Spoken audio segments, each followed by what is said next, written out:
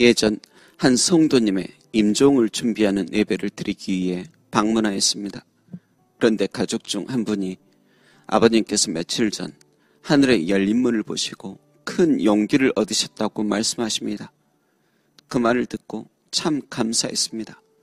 때로 이렇게 그런 환상이라도 보시니 얼마나 위로받으셨을까 하는 마음 때문이었습니다. 그러나 임종찬에 누구나 다 그러시겠습니까? 이번에 저희 사랑하는 이모님이 떠나셨는데 하늘의 열린 문보다는 죽음에 이르기까지의 고통의 시간들을 겪고 떠나시어 마음이 아팠고 지금도 자꾸 생각이 나곤 합니다. 그리고 저번 주에 소천하신 집사님의 어머님과 또 근래 들어 여러분들이 하나님의 부르심을 받으셨는데 대개 저희 이모님처럼 떠나시는 게 일반적입니다. 그러나 그들 모두가 육신의 눈으로는 하늘의 열린 문을 보지 못하셨어도 육신을 떠난 후 영혼들의 눈은 활짝 열려있는 주님 나라의 열린 문을 보셨고 통과하셨을 것입니다. 그런데 오늘 본문을 보니 아직 임종을 맞이하지도 않은 사도 요한이 하늘의 열린 문을 보게 되었고 이리로 올라오라는 음성을 따라 하나님의 나라를 잠시 보게 됩니다. 그런데 그곳을 보니 찬양과 경배로 가득합니다. 이 땅에서는 슬픔과 고된과 눈물뿐인데 요한은 예수님을 믿고 전한다는 이유로 유배진 밤모섬에 끌려와 고생하고 있고 성도들 역시 여기저기에서 유대인들과 로마인들에 의해 서럽게 핍박받아 깊은 한숨과 고통 어린 신음을 뱉어내며 인내하며 살아가는데 현실의 삶은 이렇게 짙은 어둠 같은 인생일 뿐인데 주님께서 보여주신 하나님의 나라는 어둠보다는 빛으로 가득하고 한숨보다는 샛노래 담긴 찬양과 경배로 가득하고 영광과 이용과 감사로 충만합니다. 특히 요한이 본 하늘에는 하나님의 보좌가 놓여 있었고 보좌에 앉으신 하나님께서는 요한이 보기에 벽옥과 홍보석, 곧 푸른빛과 붉은빛을 띤 보석 같아 보였습니다. 하나님의 모양이 보석이라는 뜻이 아니라 영원한 사랑과 용서와 공의와 빛되심을 상징하는 것입니다. 그리고 주님의 보좌는 녹보석 같고 그 주위에는 무지개가 떠 있습니다. 무지개는 하나님의 긍휼과 약속의 상징입니다. 그리고 그 무지개 모양도 에메랄드, 녹보석처럼 보였습니다. 한마디로 보좌에 앉으신 주님과 그 주위에 펼쳐지는 하나님의 영광의 광채가 너무도 거룩하고 장엄한 것입니다. 그리고 4절을 보니 하나님의 보좌 말고 그 주위에 24개의 보좌들이 있는데 각 좌석마다 장로들이 흰옷을 입고 머리에 금관을 쓰고 앉아 있습니다. 여러분, 이 장로들이 누구인가에 관해 의견이 분분합니다. 어떤 이들은 높은 신분의 천사로 보기도 하고 어떤 이들은 사람으로 해석합니다. 그런데 성경에는 천사가 보좌에 앉아 면류관을 쓰는 일은 없기에 보통 구약시대를 대표하는 12인과 신약시대를 대표하는 12인으로 해석합니다.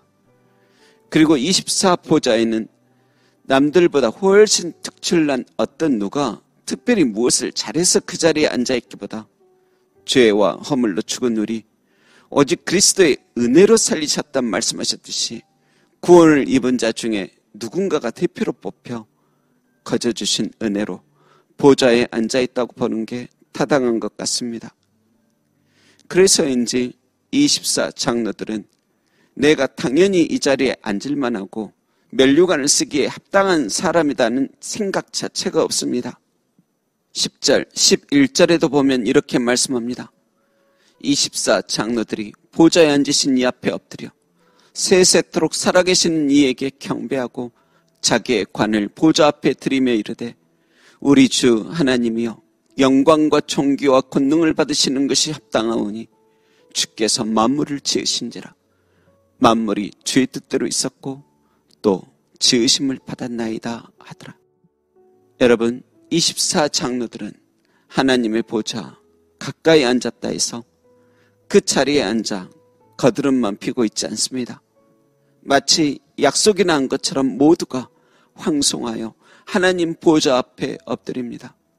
남들이 하길래 따라하는 것도 아니고 속은 그렇지 않은데 겉만 굽실거리는 애매한 엎드림도 아닙니다.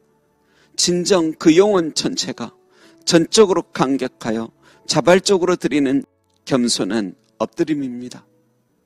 그리고 엎드림과 동시에 그들이 쓰고 있던 금 면류관도 퍼서 보좌에 계신 하나님께 반납합니다. 부족하고 죄 많은 내가 하나님 보좌 곁에 앉은 것도 너무 죄송한데 금 면류관까지 씌워주시니 황송하기 그지없는 것입니다. 그들은 하나님 보좌 곁에서 왕노릇하는 권세를 주셨을지라도 저는 언제나 하나님의 종일 뿐입니다.